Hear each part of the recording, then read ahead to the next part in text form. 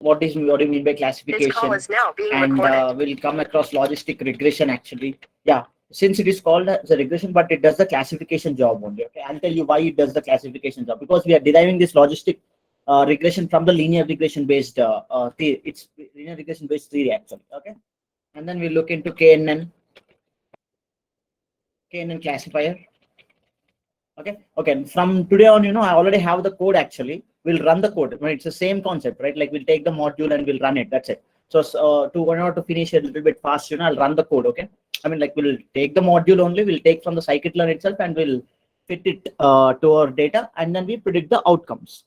Okay, yeah. So we'll look into this classification module, and we will enter into this logistic regression and KNN classifier today.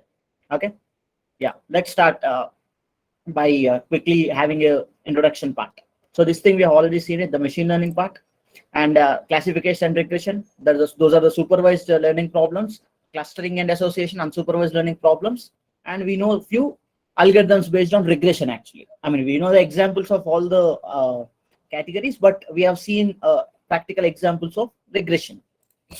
Okay, so this was the equation which we have built while predicting the outcome from the linear regressor model actually, right? We have fitted the model with this equation and we predicted the outcome with this equation itself, right? Yeah, so this was the curve, this was the best fitted line to these all data points actually, right? Yeah, so what happens if you use logistic regression instead of that? Okay, yeah, so now let us take an example of email marketing to buy some products. It might be a clothing store or a grocery shop. Take any e-commerce industry, online. If you're buying the products online, it might be a clothing store. You can take Amazon clothing business or grocery shop, any grocery shop. It's fine. Now we have divided entire data into categories, whether they bought a product or not. Okay, we'll see a visual representation now to make some analysis. Okay, before that, first we'll look into this data set. After that, we'll visualize the things. Okay, yes.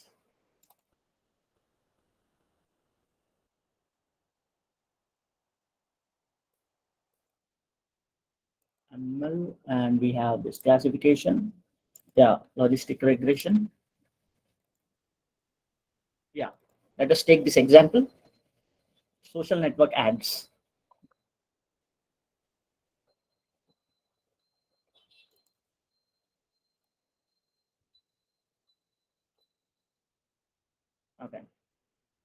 Okay, so now we have a little bit large data set compared with the regression data set, right? See, I can clearly see there are so many rows in this data set, right? I have like 400 rows of data points present in my data set, and now we'll try to understand what the data is talking with us. Okay, yeah, let us see.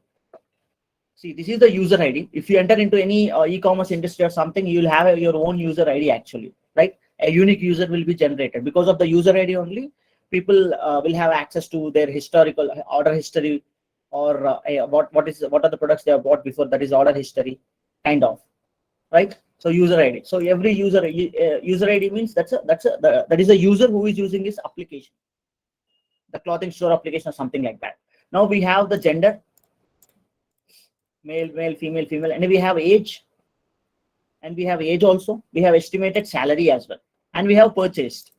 Okay, now looking at the data set, can you tell me whether this data set is a regression or classification data set? Can anyone tell me? Sir, classification, sir. Okay, why do you think it's classification? Sir, because here the total data will be classified like age and user ID like that, sir.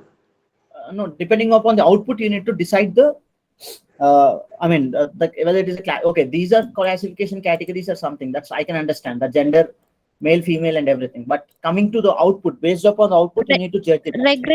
Regression, sir. Because yes or no like that, sir. No, yes or no is classification, right? So regression, in the sense, you'll have the real-time values like 1000, 2000, 3000, or 300, 400 kind of. Here you have only two values, either 0 or 1. That means yes or no, right? So it's a classification data set here. So this is our output. Output is our y is our purchased one, and x we'll select. what are the things we need to select and all. I'll tell you how to select and all. Okay, so that means we have, see, at the age we have, estimated salary we have, and purchase, whether that product or not, we have this data set, right? Yeah. Okay, see, now if we go to the visual representation of the data set, see, if you see age and zeros and ones, for example. Okay, we'll go to the data set. I select this and this. Okay, not this. We'll insert a chart.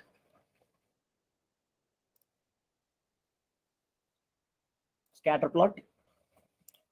Can you see this? So the zeros and ones are placed neatly here, with the x-axis being the age, right? 22, 55, 60 we have, and 1 we have 32, like about 25 to till 60 we have, right? One is the purchased ones. I mean, who have purchased, they have the column, the number, the row is 1. The persons who haven't purchased is 0. That means this is no, this is us. Is that clear? So we have the data like this. If you look at the PPT, yeah, we have the data like this. What happens if you apply linear regressor curve to this? Do you think that's the best fitted line to this? What do we call? Do you think that this is the best fitted line we can use for the data set? No, right? Like this kind of data, if the data is in a diagonal format, if you apply linear regressor, that's fine. Yeah, that's good. But now see, it's not in a diagonal format or something. So what you're going to do? So we are going with the algorithm called logistic regression. See, okay, now we'll try to apply linear regressor curve here on the new data and check it. Okay, this is new. This is a new data, and we know this. We have seen this already, right? We have seen this already in our previous regression algorithms, right? So if I apply a line like this, so the line is cutting from this point to this point till here. Okay. Okay. So let us assume that see, instead of predicting that a particular person is or not going to use the offer, we can have probability that he might take that offer. Okay, it might be purchased product or taking that offer, anything. The output is 0 and 1 only, right? As you can see, the chart is from 0 to 1, and we also know that the probability is also from 0 to 1, right? Because that's the last thing. That's the probability. From 0 to 1, you have the least one. I mean, from 0 to 1 only, the probability will be roaming around, right? Because you have the values of 0 and 1 only. If it goes beyond 1, no, it won't go beyond 1. We'll keep some thresholds to it, and we'll apply we'll apply the threshold, and we'll bring back to 0, either 0 or 1. We'll see what is happening. Okay, what is the linear regressor line telling us? So what it is telling us, by looking at the data, by looking at the data, by looking at this graph, can anyone tell me, can anyone analyze what the data is talking with us? Can anyone tell me?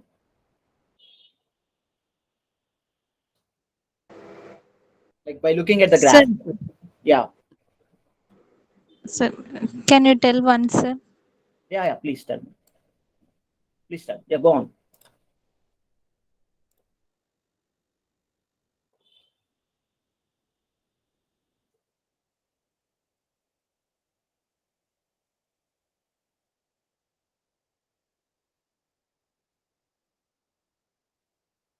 Yeah, suppose think like this, the line is cutting from here to here. Let us assume that a line is cutting from here to here. Okay, see, the line is cutting from here to here because this is the best possible fitting line where you can do the prediction because of the low error rate. But this line will not give you good accuracy, right? It always I mean, it doesn't give us good accurate results or something, because the line which you have taken is the wrong line, because it has more space in between, and you can't decide. I mean, there's a lot of error rate. If you come here, no, there's a lot of error rate here. If you see this actual point, the prediction for this actual point is more.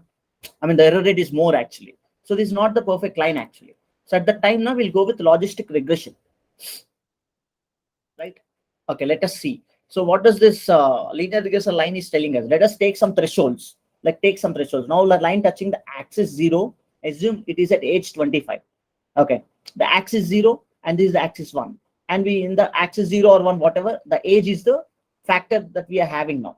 Okay, so at the age, like at the age 25, you see it, the line touching the axis. The line is touching the axis at the age 20, at the age 25 actually.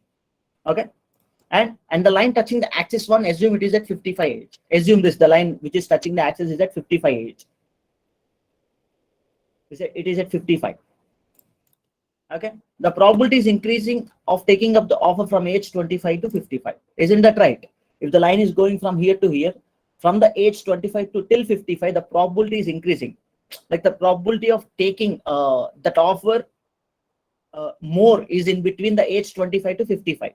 Rest of all, less than 25, it is nothing. And yeah, so the above one below zero line indicates that more than 100% guaranteed and less than 0% guaranteed for taking that offer. Yeah, so above one means 100%. We this one one means 100% that particular person is taking that offer. Zero means no one is taking that offer. And we have a probability of taking the offer more from the age in the age between 25 to 55. Clear? Yeah. So in order to make that curve in a smooth way or something, we apply this kind of techniques actually. So instead of y equal to b0 plus b1x, in converting this linear regressive curve into this logistic regressive. Clear? That means we are applying a probability, the sigmoid function. P is the sigmoid function, p equal to 1 by 1 plus exponential to the power of minus y. Okay, and this p, the y will be replaced with this p actually.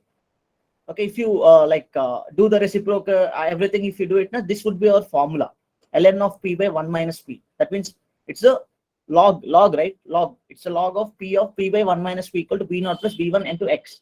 That means we have modified our linear regressive equation by using the sigmoid function.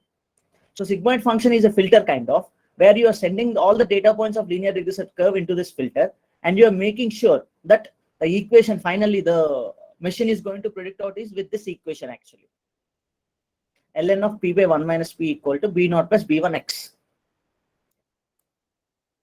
Yeah.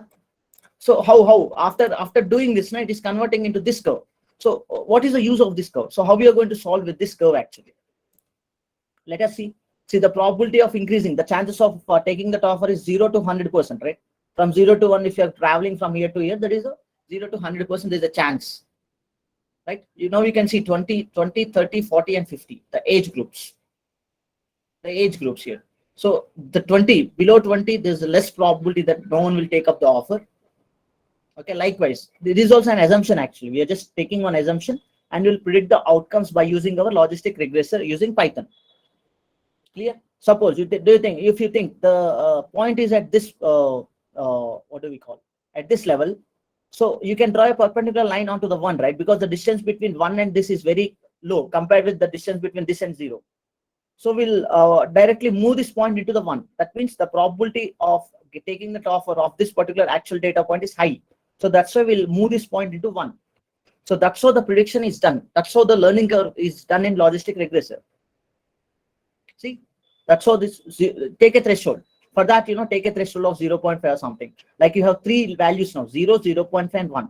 So above the 0.5, if you're finding any value, we'll push that to 1. Below the 0.5, if you have any value, we'll push that to 0. And the 0 will remain 0 and the 1 will remain 1 always. Clear? So how we are going to obtain this curve? By using our Python. Okay. So I'll directly open up the, so already there's a logistic regression here. So we'll open up all the code part. I'll execute line by line and I'll explain you guys. Okay. Okay, this is our logistic regression entire code, which I'll be sharing with you. I mean, all the algorithms I'm having the code, I'll share with you. Okay. Yeah. So let's start with this. So let's start with data set. So see, we have the data set here. We have the data set and user ID, gender, age, estimated salary, and purchased. Purchased or taken up the offer or not. It's up to us. Anything you can take this column. So my output column is purchased and the input column user ID. Do I require user ID? Can anyone tell me? Do you think that we require user ID for training the machine? Do you think that user ID is more important, like to train the machine? Yes, sir. Okay, user ID. Why user ID is important? Can you tell me? Sir, if something is missing, sir, then by using this user ID, we can find that, sir. No, that is like filtering out things. But here we are not doing the search part, right? We are just predicting the outcome, whether that particular user or that particular age group is going to take the offer or not. So here in this case, now user ID is not that important actually. See, user ID, if you train a machine with user ID, what is the use? That means you are training all the user IDs and the machine. See, that's what. So the column which is important, those columns only you need to take. Okay. See, gender, male, female also is it's okay. It's not that important. But coming to age group and the estimated salary. Are you getting it? Coming to the age group and the estimated salary. Age group, depending upon your age group, depending upon your salary, whether you're taking that offer or not. That those are main important columns than these two. So these give a least weightage, less weightage compared with these two. So these have a more weightage. That means age and estimated salary are in correlation with the purchased column. So that's why we need to take this age and estimated salary as the inputs and purchased as the output. Clear? Okay, 2 and 3 are the columns which we are going to take as the input, because user ID is 0, the index position 1, 2 and 3, right? So here it is. I'm going to, yeah, I have given X. Yeah, X, we have the age and the estimated salary, and we have Y, that is the purchase thing, whether either 0 or 1. So since we are dividing the entire output into only 2 categories, so that means this is a classification data set. So we need to apply classification algorithm. Okay, yeah. So after choosing our X and Y's, we need to, yeah. Visualize. Yeah, 1 minute. Someone is shouting there. I'll be back in 2 minutes.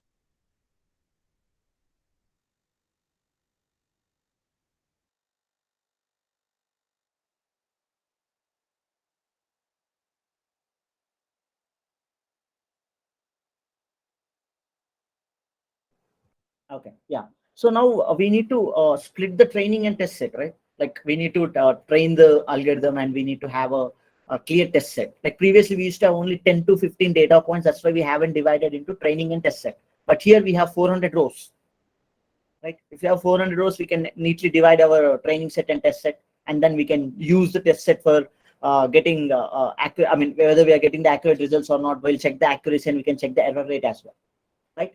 Okay, now we'll try to split the data set. Yeah, same process. From sklearn.model selection, we have used train test split. Okay, we are using train test split actually. So I'm going to divide the entire data set into 75 and 25. That means 75% of the time we are going to train the machine and 25% we are going to test it out. Okay, yeah. So we are applying standard scalar here. Why? Because in the data set, if you check the estimated salary, the value is more compared to age. So the machine will ignore the lowest value when you train the machine. So in order to make these two in the same scale, we use standard scalar, right? So I'm going to apply standard scalar. That means I'm going to create an object for standard scalar initially. And then I'm going to apply this object on top of my X train and X test. Okay, let us apply that. X train I have applied and X test also I have applied. If I check my X train, see, now the both age and my estimated salary, like they have come up to the same scale. Now machine will not ignore any column. It will use all the whatever the columns are, it will use it very efficiently, right? Okay, now we'll create a logistic regression curve by from sklearn.linear model only. We'll have this logistic regression, import that logistic regression, and classifier. Yeah, you create an object for logistic regression. Yeah, we have created it. Random state we already know. In order to fix the values, we know to make the value static and all. It shouldn't change whenever you apply again the logistic regression on the X train or Y train. So it shouldn't change, right? For that sake, we are making the random state as 0, and we are fitting to the machine. Yeah. So now we are fitted. Like we have applied logistic regression. That is ln of p by 1 minus p equal to b0 plus b1 x1. Remember? Yeah. So that's the equation which we have built. Like we have converted that. Okay. Now see, in order to predict the outcome, ypred equal to classifier.predict of x test. Okay, I'm going to apply this. Okay, I have my ypred now. Good.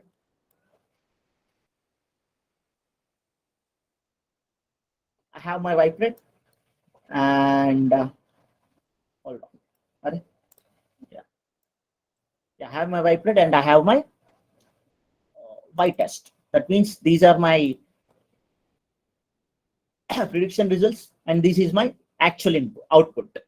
So as you can see, 7 is 1 and my machine has predicted 7 as 1 only, but 9 it has predicted as 1, but 9 is 0.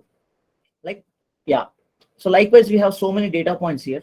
So many, I mean, the prediction values and the test case results, So that means it's very difficult for us to check each and every value, right? It becomes very difficult for us to check the accuracy, to compare the things and come up with some solution or not. For that sake, we have this confusion matrix. Okay, what do you mean by this confusion matrix? Let us see. See, a confusion matrix is a table that is often used to describe the performance of a classification model. Okay, so in order to describe the performance, how good it is, how accurate it is, what is the error it has, like how good it is, based upon the error rate and accuracy, you are going to decide the performance of the classifier. It's not like you're going to check it manually, because there are so many data points, right? You can't check it manually. So for that sake, we have confusion matrix. Okay, what does this matrix do is it describes the performance of a classification model on a set of test data for which the true values are known. Okay, the confusion matrix is built on the test set where we know the actual values. If you don't have the actual values, then you can't build a confusion matrix, because we need to compare the results between the actual values and the predicted values, right? Predicted outcomes. So in order to do that, we need to definitely have actual values. And then the actual values and the predicted values will be passing it into confusion matrix, and it compares the things and it gives us a neat output. Okay, the confusion matrix itself is relatively simple to understand, but related terminology can be confusing. Okay, we'll just see. It's very easy only. Yeah, let us start with an example. The confusion for a binary classifier, that is zeros and ones. The example what we are looking at is a binary classifier, since we have only zeros and ones. Okay, see, if you have zeros and ones, think like this. You have 165 samples in picture. N is equals to 165, out of which actual no, actual less, predicted no, predicted s. That means actually the value is 0, the prediction is also 0. What is the count? Okay, actually if it is s, it has predicted no. What is the count? Okay, what if the actually is no, it has predicted s? What is the count? The actually is yes and it was also predicted yes. What is the count? That means no is the these are the performance metrics. No. If the actually is no, the prediction is also no. If it is a good number, that means okay, it is predicting good. And the prediction S is there and actual S is also there. If you have good number, that means the prediction is going good. And these 10 and 5 are the flaws, like the flaws in the prediction part. Like it was not able to predict those 5 or 15 data points here. 10 plus 5, 15. Okay, that's how you can, by looking at the confusion matrix, you can directly decide how good our model is, how well my model is performing and all. Okay, yeah. So confusion matrix, there are two possible predicted classes, S and no. If you are predicting the presence of a disease, think like this: like there are 165 patients out there, and you need to predict whether a patient is suffering from a disease or not, presence of if he has a disease or not. For example, S would mean they have the disease, and no would mean they don't have the disease. Okay, the classifier made a total of 165 predictions. Examples: 165 patients are being tested for the presence of the disease. They are like being tested whether they are suffering from the diseases or not. So out of those 165 cases, the classifier predicted S 110 times and no 55 times. See, it has predicted the prediction S, how many? 10 plus 100, that is 110. Prediction no, that is 50 plus 5. So it has predicted 110 times S and 55 times no. Right? Yeah. In reality, 105 patients in the sample have the disease and 60 patients do not. Okay, but in reality, if you see actual S, that is 100 plus 5, that is 105. Actually, 105 patients are suffering from diseases, and no, see, actual no is 50 plus 10, 60. 60 are the patients who don't have the diseases. But our classification model has predicted 110 times yes and 55 times no. Okay. Let's now define the most basic terms, which are whole numbers. Like, well, let's see, true positives. Okay, what do you mean by these true positives? So these are cases in which you predicted as they have the disease and they do have the disease. Are you getting it? Like the prediction is yes and the actual value is also yes. Right? True negatives. We predicted no. We have predicted no, and the actual value is also no. Okay, that means by looking at the graph, can you tell me like what are the true positives here? That is, we have predicted S and the actual value is also S. The true positive is 100. What are true negatives? The actual is known, we have predicted is also known, that is 50. Clear? Yeah. So we have false positives. That means we predicted S, but they don't actually have the disease, also known as type 1 error. Okay, false positives. See, we predicted S, but they don't actually have the disease. That means, see, they don't have the disease, actual no, and we have predicted S. That means 10 false positives. And the opposite, false negatives. We predicted no, but they actually do have the disease. See, we predicted no, but they do actually have the disease, that is S, right? So these are the false negatives. That is also known as type 2 error. See, there's a true negative, there's a false negative, there's a false positive, there's a true positive. Clear? Yeah, if you see 50 plus 10 is the actual number 60, and 5 plus 100 is the actual number 105. And these are the predicted ones. 50 plus 5 is the 55. The prediction has done no 55 times, and yes 110 patients.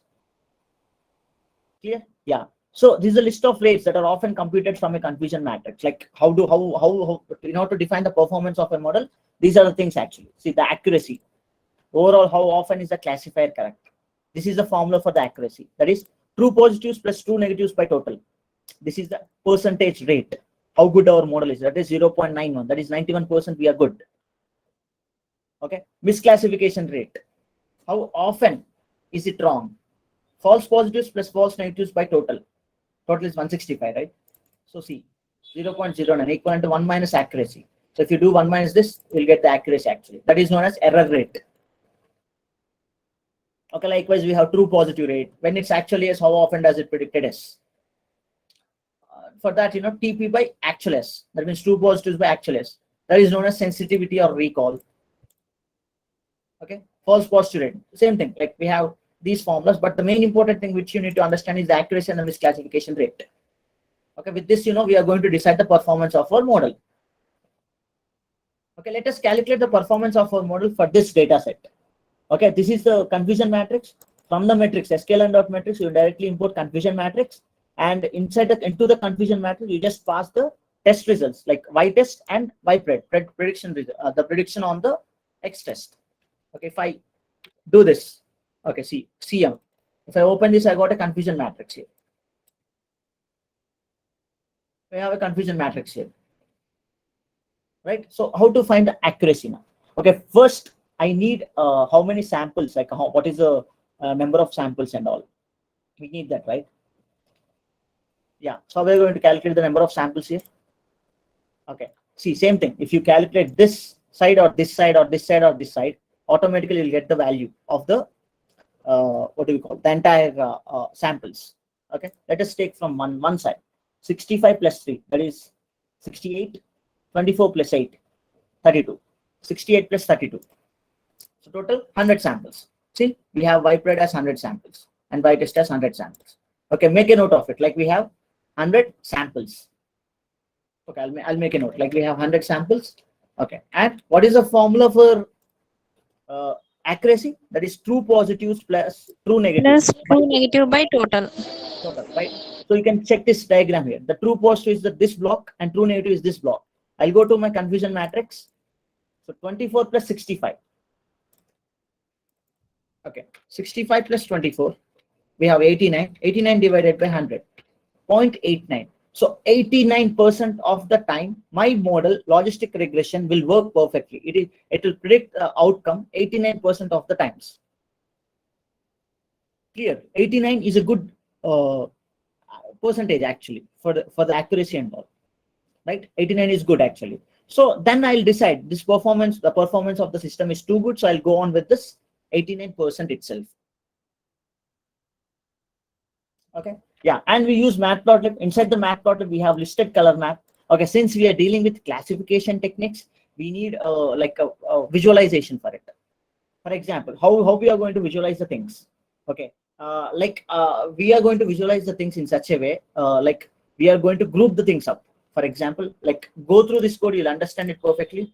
Like I'm having a little bit of meat today, so I'm going to see. Okay, see training set. This is a training set.